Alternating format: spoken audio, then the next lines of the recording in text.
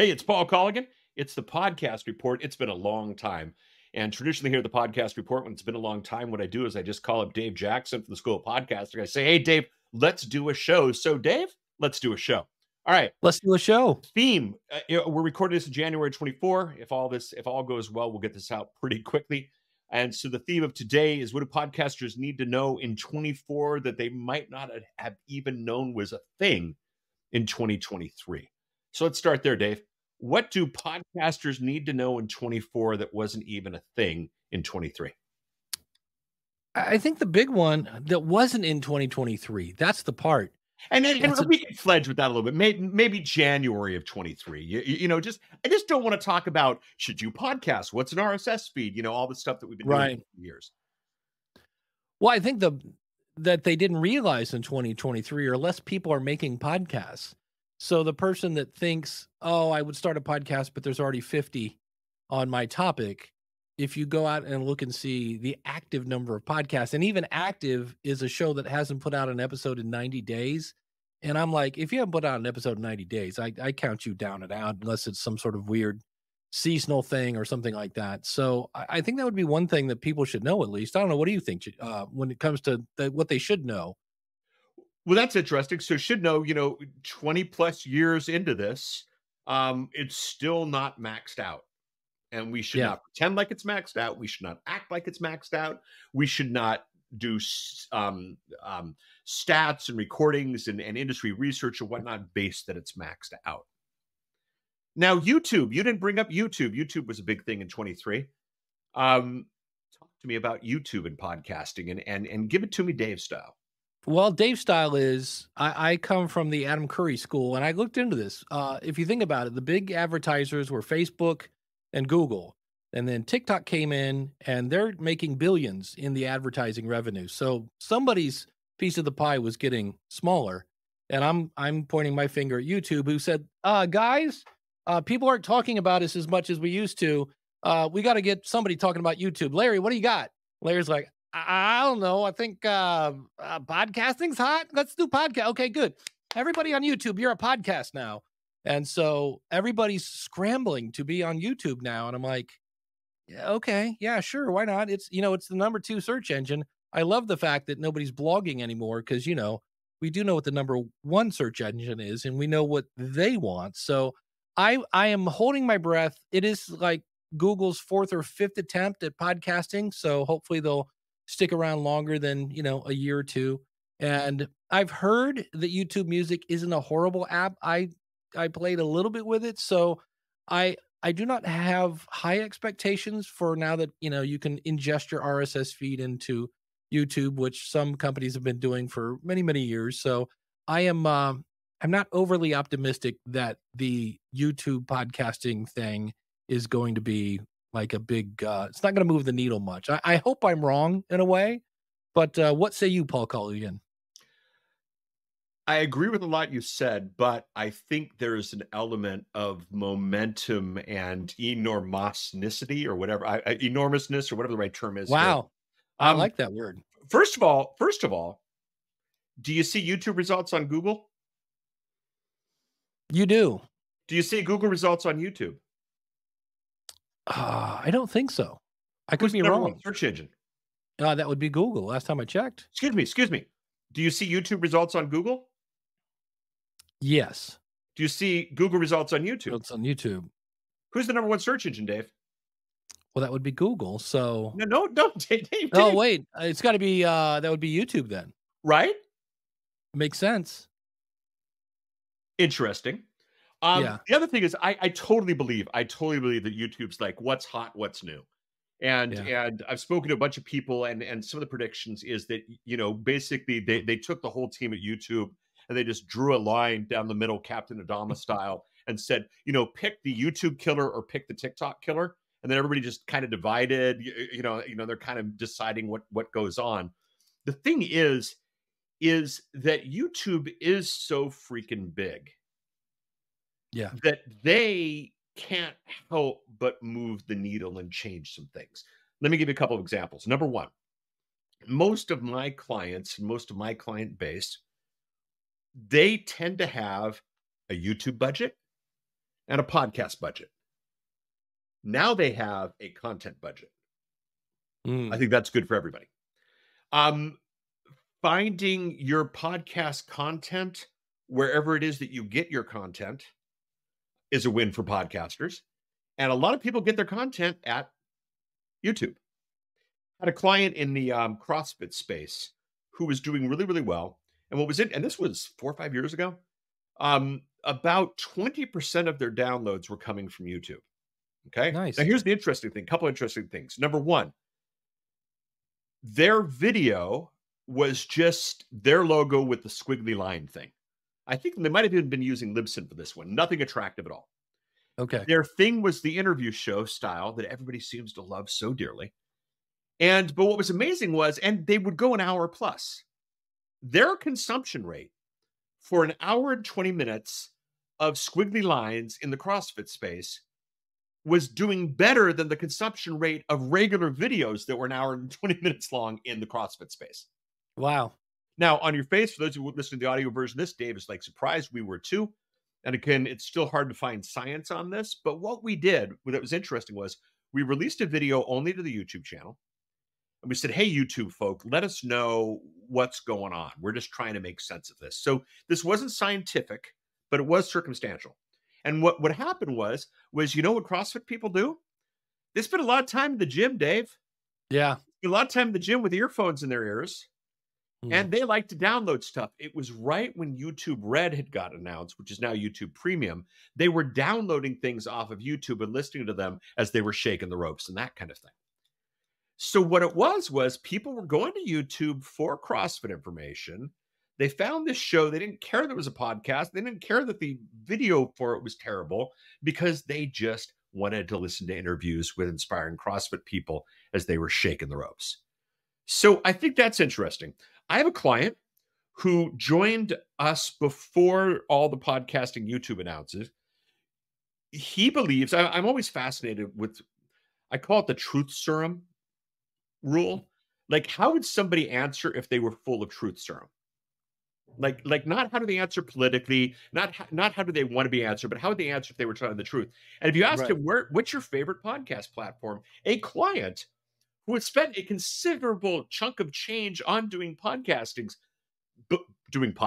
listen to me. Are you a potter?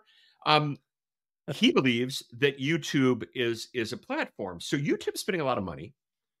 Content is going on YouTube, whether we like it or not. A lot of people consider YouTube as a platform, and the interfaces there. So even though it's terrible implementation. Now I'm lucky enough. I don't know if I told you this, Dave, but one of my clients is actually big enough on YouTube. He was one of the first YouTubers that they ingested his podcast in. He was during the beta period. Nice. And I'll tell you offline, and I'll show you the numbers offline. The worst implementation I've ever seen of this in the history of mankind. I mean, it is like you would expect, 13-year-olds, with a box of donuts to do a better job. I was just terrible. And this is YouTube with all their money. When I went to the last podcast movement, went to YouTube or went to the session by YouTube to hear about what they were doing. And the guy from YouTube, and he was like, I think a VP level. He's like, analytics. I'm like, yes, analytics. I love analytics. That's one of my big things. So I go to him afterwards with my iPad, with my internet connection. I go, where can I see my analytics? And he goes, no, just go to analytics. It's right there. I'm like, no, it's not. And it's not for this podcast. It's not for this podcast. It's not for this podcast. He goes, well, it should be there. And I agree. And he got back to me pretty quickly, a couple of days later, and we found out where the analytics were, and they were just in a really silly place.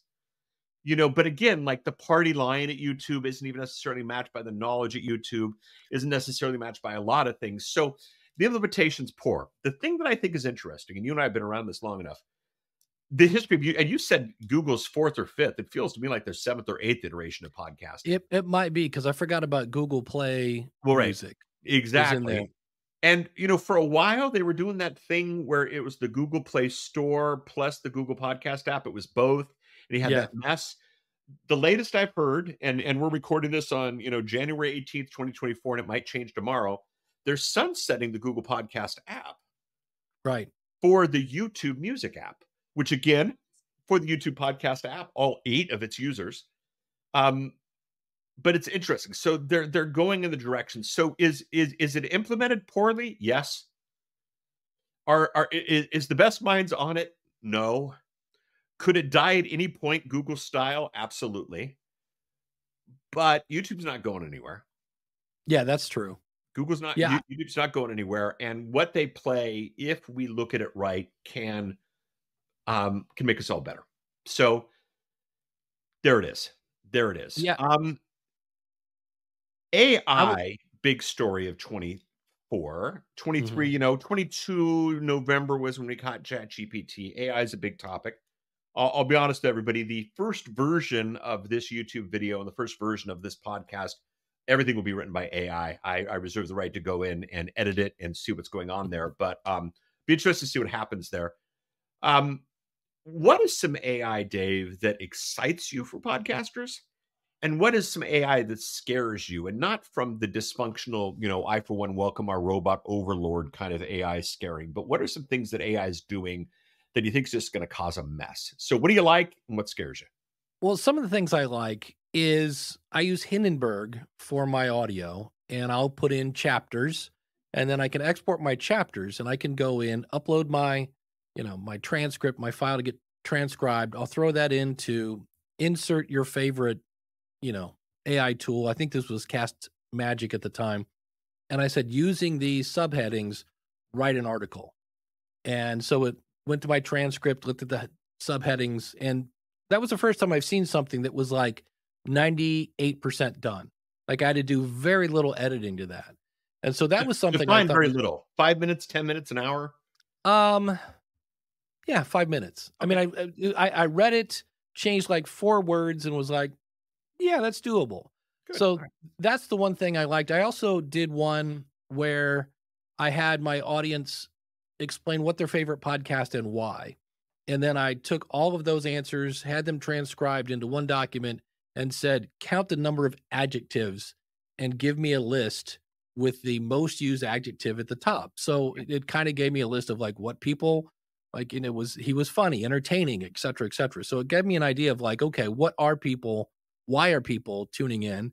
That was kind of neat. I still have yet to, and I'm close on this one because I do a live show. So I kind of don't know what we're going to talk about. And through the span of 60 to 90 minutes, we'll mention a gazillion different websites. And so I've tried, I haven't got it quite right yet to say, pull all the URLs out of this transcript. That would be handy because that's one of those things I always say, if you mention something that's clickable in your show, it should be in your show notes. And I'm trying to find so that's the part that I like.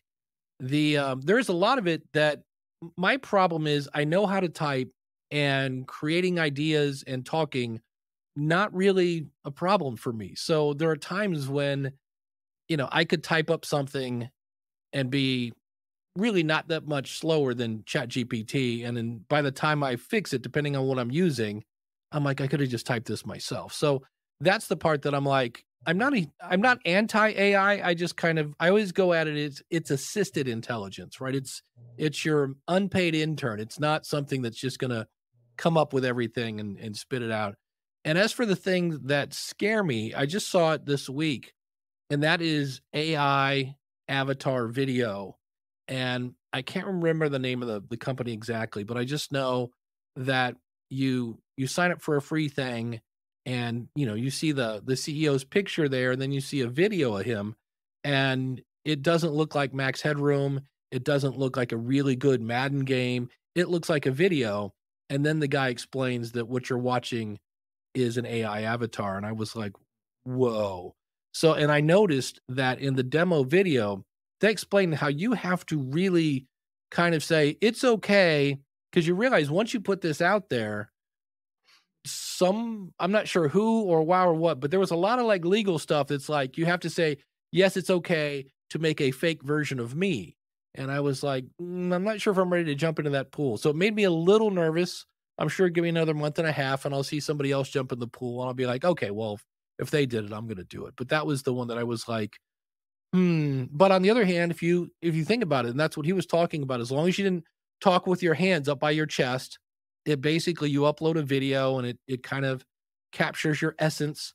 And then the next time you want to do a YouTube video, you just, here's the audio, and then it just figures it out. And, you know, or actually you don't even throw up the audio, you throw up the text, because of course AI is going to do your voice and now the video. And I was like, that's interesting. It's kind of, you know, the tech part of me goes, that's really cool. And then there's the part of me that goes, especially being in November when I have this thing called an election, I was like, ooh, that could get really interesting as people start to clone other people, maybe with or without their, you know, permission. So that's the one that I was like, oh, that could get ugly quick.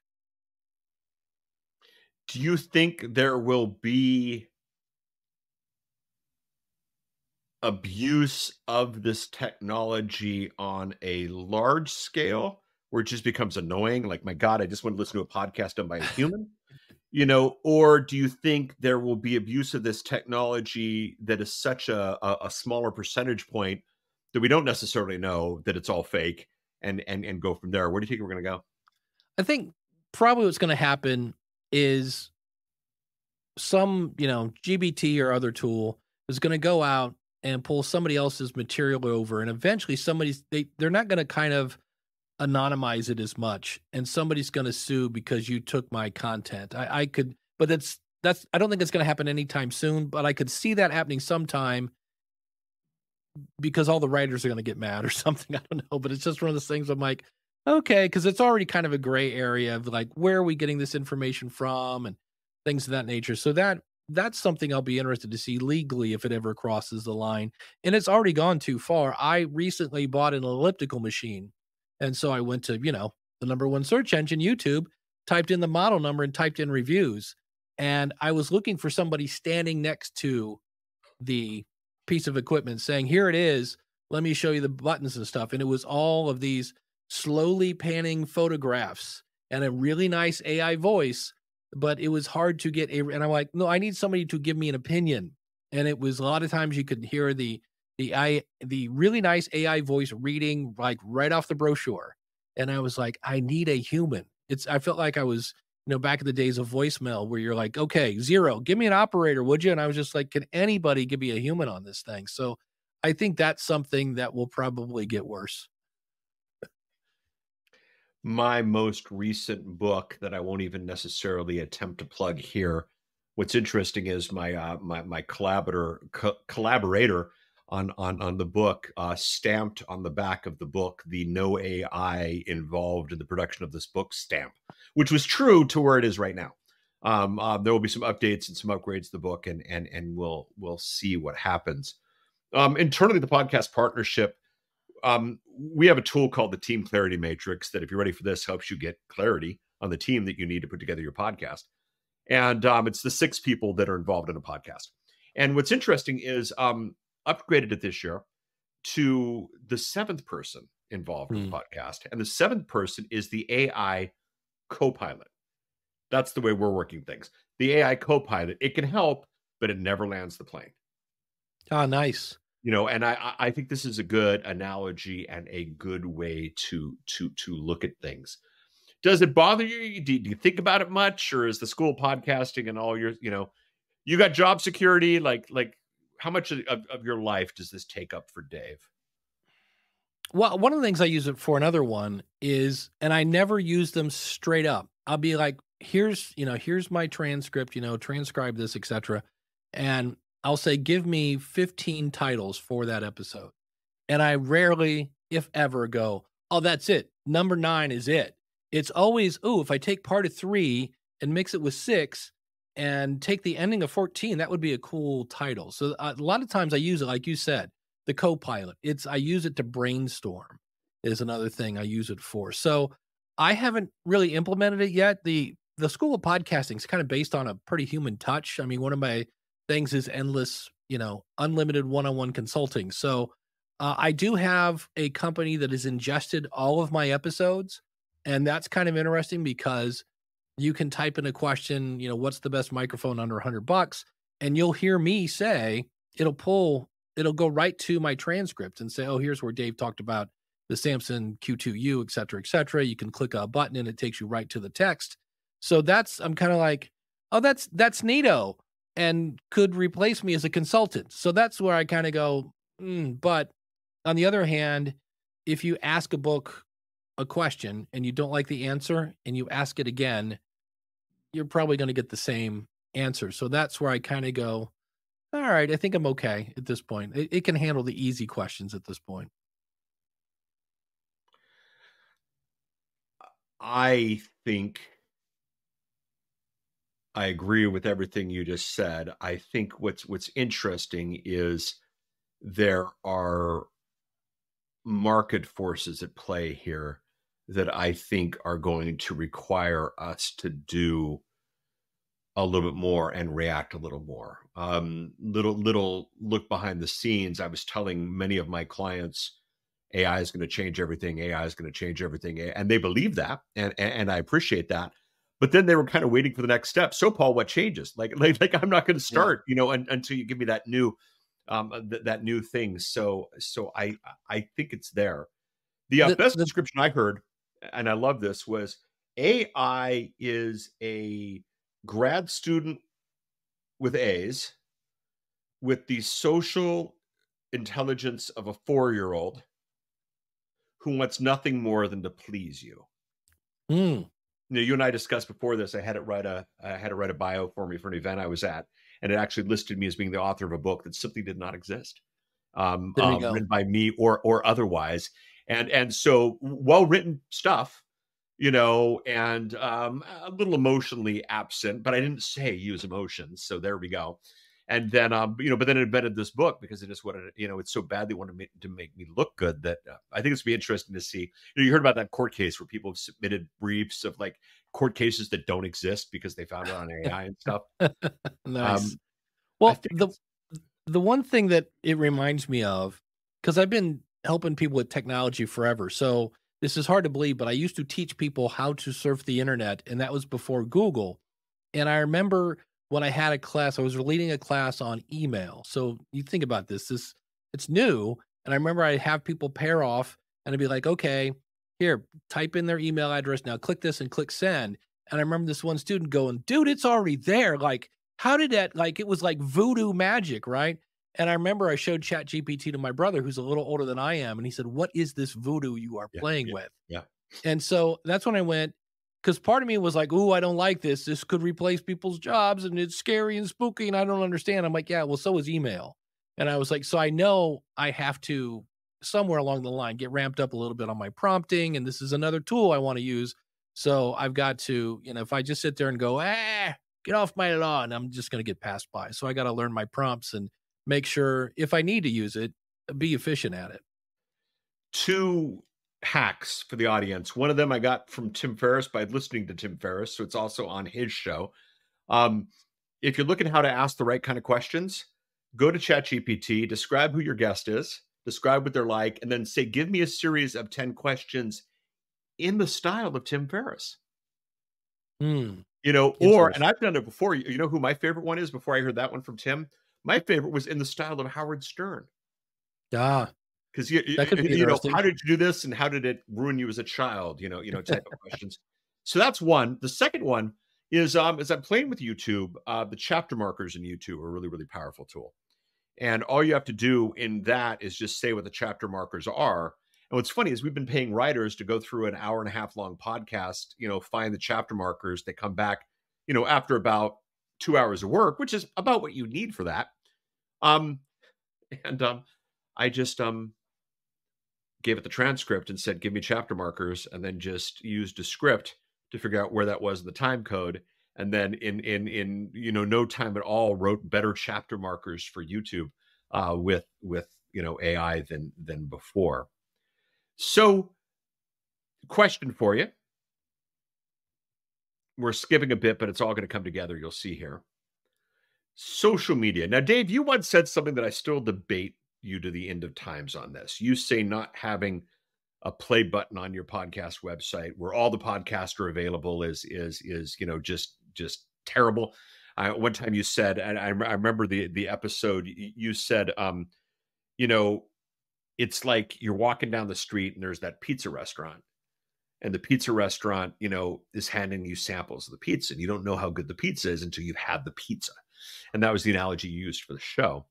And I like that analogy, but the problem is with podcasts, well, it's like, here's a whole pizza, and so you take the whole pizza with you down the street, and now you're 18 blocks away by the time the pizza's done, and you don't even know how to get back to that pizza joint anyway, and you're full because you've had the entire pizza.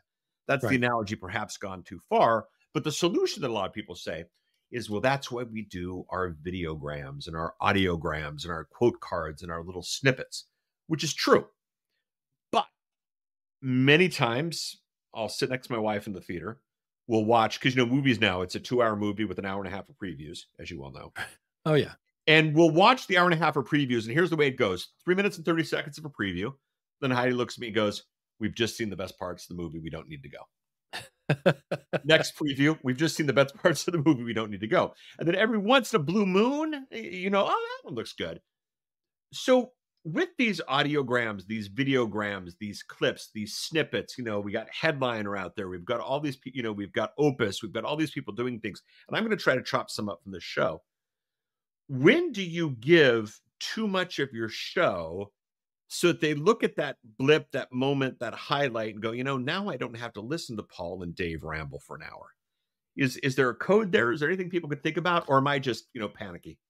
Well, though you brought up the name Howard Stern. And I'm a kind of person that I will subscribe to Howard and then go through the extremely painful process of unsubscribing. And then after about 6 months, let's see what's up with Howard. And Howard puts a lot of his stuff on YouTube now.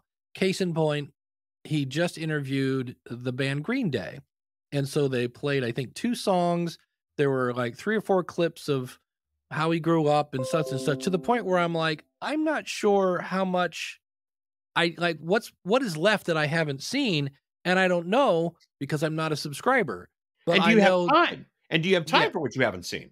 Right. That's it. That's another one. So I'm kind of like, yeah, I'm good. You know what I mean? I don't know if I need the whole chicken. I'm good with just a leg and a thigh. That's good. And plus, again, I don't know how much of the chicken is left. So in my mind, I'm like, I feel like I got most of the chicken. The only thing that's left is, a wing, and who wants that? Well, we all love wings, but anyway, but you get the point.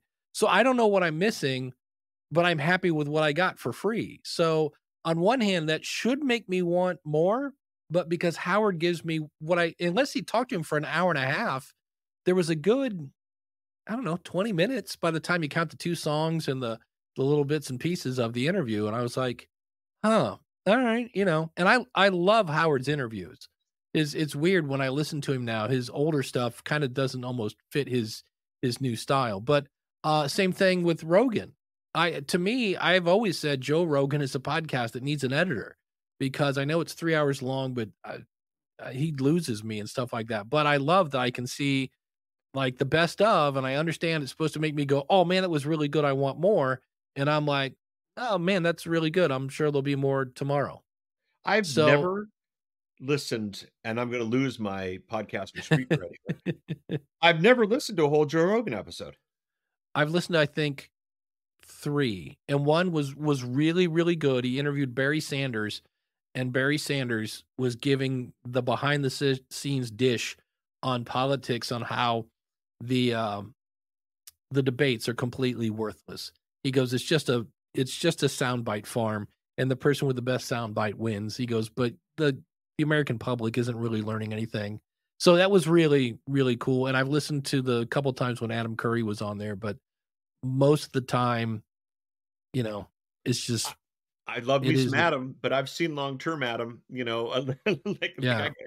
I know Adam's shtick. I don't know, now when he starts talking about the new stuff, that's great. But yeah, I've just never listened to a whole, and the clips will come by and I'll listen to a segment of it or that kind of thing. But should podcasters worry about that, especially with TikTok being the big rage? Again, that idea that YouTube was like half the money's in TikTok, half the money's in podcasting. TikTok is everything in the 1 minute segment. Do we as long formers, should we can't deny its existence. Does its existence cannibalize us if we don't do it right? Yeah, that's the thing. Because if you think about it, on one hand, if you don't create some sort of gap between because you want them going, wait, I want to hear the rest of that. And yet, so if you don't really give them anything of value, but just scratch their curiosity itch, that might actually eventually get kind of annoying because you're always giving me half of an idea and asking me to go someplace else. Whereas if I give you, hey, hey, on this week, we talk about how the best microphone under $100 is the ATR 2100X. It plugs right into your phone. Okay, well, now I don't need to go listen to your show. You just gave me the punchline. Right. So that's going to be the tough part because you have to deliver value, but you still want them to go listen to the other thing. Now, I know with YouTube Shorts, I understand you can tie a short in if you've done a long form video, and this is just a clip of that. From what I understand, you can kind of have somehow a button or something that shows up that says, "Oh, click here to listen to the rest of the story." For those of you that remember Paul Harvey, they actually took that out. That's no longer part. People are is it spammers? It's why we can't have good things, Dave. That's it. Marketers ruin everything. Yes, exactly. So that's going to be a fun balance because everybody is all hot and bothered about it. I know when shorts first came out, I was like, this is the dumbest thing ever. And thanks to YouTube's front page, I can't escape them. Like they're just like this thing you're trying to move. And they're like, no, you have to watch. It's like a Walmart greeter that just will not let you pass until you say hello. And so I'll watch one and that leads to two. And the next thing you know, you're like, wait, it's 1:30 in the morning.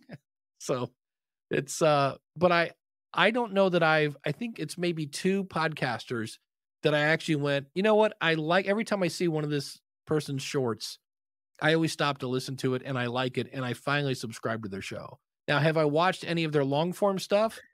Nope. But I felt like I needed to. I was like, oh, I should check this guy out. And instead here's another short. I'm like, that was good. So that's a good question. I don't know. What are your thoughts on it? I believe they are different formats. I believe they are different purposes, different means. But I think what happens is, I think there's a lot of podcasts that really could be summed up in a minute. You know, like that example you gave of the best microphone. Like that's all I want to know. So I think there's a lot of people who haven't thought through a show that really has value. And then when they take the snippet of that one moment of value that they found 45 minutes into the interview process, it's almost like you're doing people a service, and so I think two things. A, I think we need to think about this format, but B, if our shows are so bloated that this format cannibalizes it, maybe it's a wake-up call to the nature of our shows. I really enjoyed your end of the year, my favorite show episode. I always do. There's no 1 minute version of that. Mm-hmm. You could really run. Hey, for those of you who know, every year I talk about the favorite podcast, the following podcast. Like, I mean, that could have been a short or a TikTok or something, but it wouldn't have had value. So that particular one, really enjoyed. But if you did, and you haven't done one like this, if you spend an hour having to disclose of your favorite microphone, I do want to know what your favorite microphone is at the end of the day. So that one fits, you and me and our love of the microphone, shootout. So I think it's interesting. So have you done any shorts work or TikTok work that isn't clips from a podcast? Have you ever just sat down and declared something in a minute? Yeah, I've done the more or less a power rant. Something has come along, somebody has pushed my button way too hard, and I'll fire up my phone and I'll be like, would you please quit saying, find me wherever you find your podcast. Please point people to your website.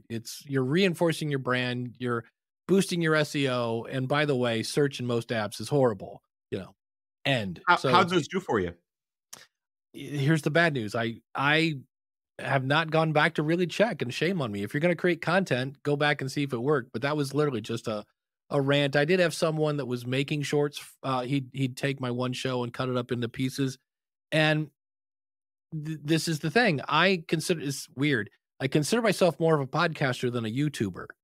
And so this year I'm taking YouTube much more seriously, but I still haven't gone in to really dig into the analytics like I should. I'll go in and like, oh, that one got X amount of views. Okay. And this one. And the thing I always look at is how many subscribers did I get from that type of video and things like that. So I am lack in my YouTube data consumption, which is insane because there's so much over there that's just chocolatey goodness that you could go, ooh, I didn't realize this. I need to do more of that. So I'm I'm sure I have a detention from Principal Paul.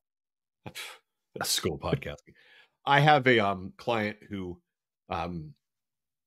you know, took a moment from one of his shows and it made the perfect short by itself, but it really had nothing to do with his audience or his topic or his client. And so he's got this short literally in the millions. But what you said, but hasn't brought him a single subscriber. Yeah. You know, it's commented, it's debated, and you know, it's a polarizing political topic. So both sides are there, you know, and yeah. So I did do when YouTube had their webinar or live stream or whatever they want to call it about the ingestion and stuff, and all of our little group was going back and forth. I started to write something like, nope, I can sum this up in 1 minute. And I did a rant kind of like you, and that's one of my most popular shorts. You know, and part of it because it was topical, you know, and in a minute. But then I was on the I was on a sales call with somebody yesterday. Yeah, yesterday. And what was funny was I've been playing with the space a little bit, which is part of why I wanted to hear your thoughts. He said, Paul, I've been enjoying your 1 minute video series on LinkedIn. You know, and it's interesting because it's not a 1 minute video series on LinkedIn. It's stuff that I've been doing for shorts and TikTok that I figured why not put it on LinkedIn as well. So, yeah. Well, with that said and done, let's take a break. Why don't you pull out your watch and give me a 60-second or less. Now, the rule is for this to work, I want a rant between 50 and 60 seconds, Dave Jackson style. So if you want to think about it, I'll just riff for a little bit while you're pondering. But I want to take that. I actually want to slice it out, and we'll put it up and see how this bad boy performs. So, are you ready to give us a Dave Jackson rant, or should I? Sure. All right. I got my phone here, so I'm ready to do 60 seconds. Hey, ladies and gentlemen, a Dave Jackson School of Podcasting rant. If your podcast consultant is quoting that they are in the top 5% of listen notes, run. Do not walk away from that person, because that stat is based on, you know, that WordPress show that hasn't put out an episode since like 2012, and that one about the TV show from 2008. Congratulations. That guy's better than those shows. And this means they either A, don't know that that's a bogus stat, or even worse, they do know that it's a bogus stat and they're trying to pull the wool over your eyes so they can charge you more money because they're in the top 5% of listen notes. So if you hear somebody using that quote, please tell them, hey, you do know that's bogus. Go talk to Dave, or just run away because they're trying to pull the wool over your eyes. So it's just a stat, and I'm hearing that more and more and more. So stop using listen note quotes. It's awful. It's stats. They're horrible. 58 seconds. Beautiful, beautiful, beautiful. I actually did a Facebook Live about this. And I'm going to do a whole episode about this. I just a Facebook Live. I did the whole thing and it was great and I was proud of it. And then I realized I did that lame thing where I showed everything on the screen and I never said and for those of you listening to the audio version of this, what you're seeing is X. So I need to do this again. But my book, and I have full permission to say this because, you know, it could sound slanderous. My project manager, she literally called me one day and she said, would you please take my husband out to dinner? He thinks he's a podcaster. Which is like, you're like, oh man, I'm so doing this. So you know, I take him out to dinner. Fun guy. He does a show, Dave. He does a show about celebrity caddies. Okay. That's a niche. And his quote is, and I'm quoting him dearly, and he's given me permission, I sometimes get up to 20 downloads. All right. Okay. Now, he's having a blast. He's having a good time. He's hanging out with his buddy, drinking beer, talking about caddies, which is an obsession of his. So personally, I consider the show to be a win. What do you want? I want to talk about caddies with my buddy and drink some beer. Are you doing it? Yep, you've won. So I'm thrilled with it. But here's the thing, Dave. Dave, he's a top 10 Listen Notes podcast. Yeah, there you go, my friend. He sometimes gets up to 20 downloads per episode. You know, and the great thing is, so I have permission to go into his, of course, Anchor Spotify account and look at the stats and then see how he's doing with listen notes. So I got to do that video again. But yeah, that's a big one. And I think what's funny is I chatted with another guy who just, and he goes, and apparently we're a top 10 show. I'm like, truth? Yeah. He's like, yeah. Like, let me tell you what that number is. And it kind of hurt him. So listen notes, if you want to get on the podcast report, just reach out to me on any of the social things and we can talk through this process. I have no reason to slam. It's just not a real number. So I guess that's a slam. Yeah.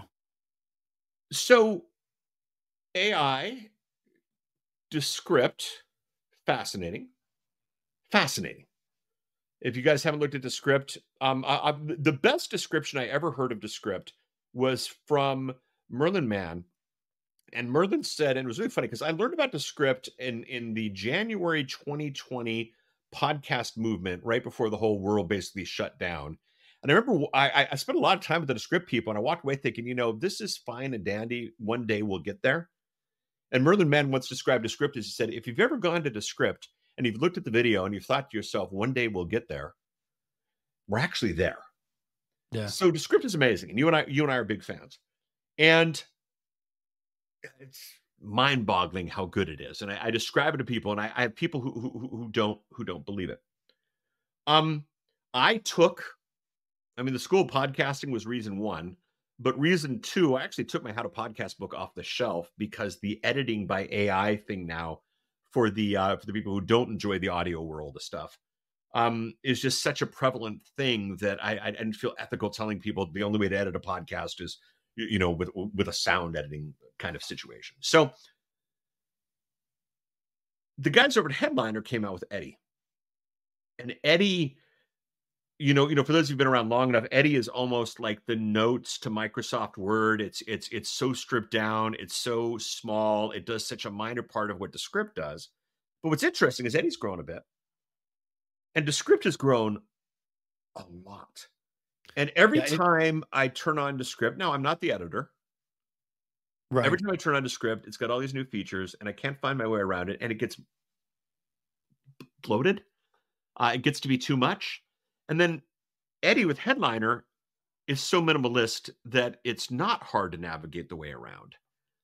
Thoughts on these two? Is Eddy just a cheap is Eddy just a cheap Descript? Is Descript a really expensive Eddy? Are they two different things? What are they, Dave? What do you tell people at the school to do? Well, the thing I always say, well, number one, by the time I tell you what Descript is, they will have moved something in their interface. So I just say, if you're not using it on a daily basis, it's going to be a little frustrating because I use Studio Sound, which is this AI tool that cleans up really bad audio, and it does a pretty decent job.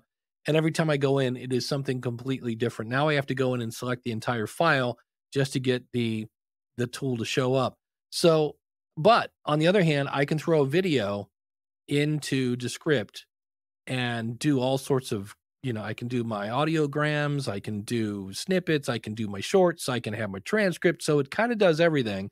And anytime you're in a tool that does everything, there's going to be a bit of a learning curve. And so that's actually one of the things I'm trying to do right now is get more ramped up because I use it maybe twice a month. So I'm trying to use that a little more. And I haven't used Eddy in probably about 6 months. So I'm a bit behind on that. But I remember when I saw it, I was like, oh, this is for the person that just wants to edit stuff where I select the word and it removes it from the audio. And I just played with one called, I think it's Resound. You upload the file, and what it does that I like is, and I know Descript does this, I'm assuming so does Eddy, is you can go in and listen to the edit that you just made, because that's the big thing. You don't want it to sound like it was, it cut out half a word, but then it jumps to the next filler word. And right now, it's a smaller list of filler words. It's the obvious ones, the the you knows, and things like that, where Descript keeps adding to the list of filler words. So the one thing you don't want to do, at least right now, in my opinion, in Descript is say, remove all filler words, go ahead. Because you still need that human to go, yeah, that's good, that's good, that's good. So I need to go back and play with Eddy. I haven't seen it in a while, but I remember at the time same thing. I was like, oh, this seems like a stripped down version. And it's for that person. I don't need all the bells and whistles. I just need it. I'm just in here to edit the audio, and I want to do it in an AI kind of way. Are they? I mean, I wish I knew the price for Eddy and making this recording. Are they different tools, or is it like, you don't need a sledgehammer to put a nail in the wall kind of thing, or is there something in the simplicity of Eddy that is attractive and viable and a significant, is it just conceptually, is it just, well, if you only have to X, use Eddy, or is it Eddy's perfect for X? You don't need to go to something else. Yeah, that could be it. I know you get into some people that are really frightened by technology, and when you start explaining all the things that Descript can do, they might actually go, it sounds great, it sounds neato, but the minute they hear the fifth one, and they're just, if that's the person, it's like, I heard this thing where I can edit text and it edits the audio. That's all I'm here for. And you're like, oh, but look, it slices, it dices, it even juliennes. And they're like, yeah, I don't know what that means. I just want to do this one thing. So that's where I could see somebody, maybe drifting over to Eddy. And that'll be interesting then to see if they start to beef that up, how, and I guess as long as Descript keeps adding more features to there, because now they have a thing where it will redo your eyeballs, where if you're not looking at the camera, it will make it look like you did. So they're now doing AI stares, I guess we could call that. And so we'll see, but it's the cool thing is there are more tools now coming out. We've got Eddy, we've got Resound, and we've got Descript. So it's kind of like the three bears. You want this one, the middle one, or the small one, and you pick the one that works best for you and for the price. I know the Resound one was like $30 a month. And I was like, for $30 a month, I'm just going to go get Descript or Descript, take your pick. And because that has all the bells and whistles. And as long as I can get ramped up on the interface, if they would just leave it alone for 10 minutes so I could do that, then I should be okay. Did you see the Eddy promo pack by any chance? I'm looking, I think I'm at Headliner. And when I went to pricing, I don't know if I'm looking at Eddy pricing or Headliner pricing, but I see their basic is $7.99. But again, I'm not sure. The promo pack for generated artwork. I have seen that. There's a tool called Pod Squeeze. It's another AI upload the file transcript thing, and they're now doing pull quotes on images that were actually not bad. And I was like, all right, here we go. 5 quotes, 3 show note options, all sorts of fun stuff here. And that's the key. Editing, I see here on their website, editing made easy. And not that Descript is hard, but when you keep moving your interface around, it's frustrating. That's where it moved to be. I see they have a gallery. They're having some AI artwork made here with Eddy, which could be interesting if it could generate the episodic artwork for you. That could be interesting. What it does that's interesting is pull quotes are always awkward. You want to be careful with those, and of course, right. Nothing worse than one of my favorite things are all these automated tools, and somebody quotes, as we know from the great, Adam Curry, and then it's spelled, ATOM, CURY or something like that. And what Eddy does is Eddy will do 4 generative AI episode art pieces in the color scheme of your logo, but then we'll allow you to do the pull quotes on top of it, which I thought was an interesting thing. We'll have to take a look at Pod Squeeze, who's doing it, something like that. And as I'm now on the Eddy side, I didn't even realize they were doing video. The last time I played with them, it was just primarily audio, and then they would make audiograms or something of that nature. So I see here further, if you do the yearly thing, of course, it's $20 a month, and you get all the bells and whistles and unlimited storage. So I need to, I know what I'm doing when I get back from PodFest. I'll be playing with this. There we go. All right. Well, Dave, I don't want to talk too much about PodFest because, hopefully this will hang around longer than the After Effects PodFest, but it's going to be fascinating to the Hall of Fame. I'll be watching that at home on on YouTube, funny enough. And yeah, that's interesting. The Podcasting Hall of Fame is on YouTube. Now I'm enjoying the irony of that right now. Let's just take that moment and go from there. Everybody who say that YouTube's going to kill it is saying it across YouTube, which I think is a fascinating thing. Always good to catch up with you, Dave. For you Podcast Report fans, more is coming. As you know, this show has always been about just playing with the tech, talking about the tech. Dave's one of my favorite people to talk about the tech with. And we're going to do some fun things with this episode that I think are going to be fascinating. How it discerns the nuggets of truth from this episode, I think, will be fascinating. But Dave, I'm going to let you go with the final quote, the final tip for podcasters, and then we'll just stop the video and we'll get it out to all those places, including, funny enough, YouTube. All right, Dave, the big quote. I'm going to quote my buddy Glenn Hebert from the Horse Radio Network because it boils down to this: don't be boring.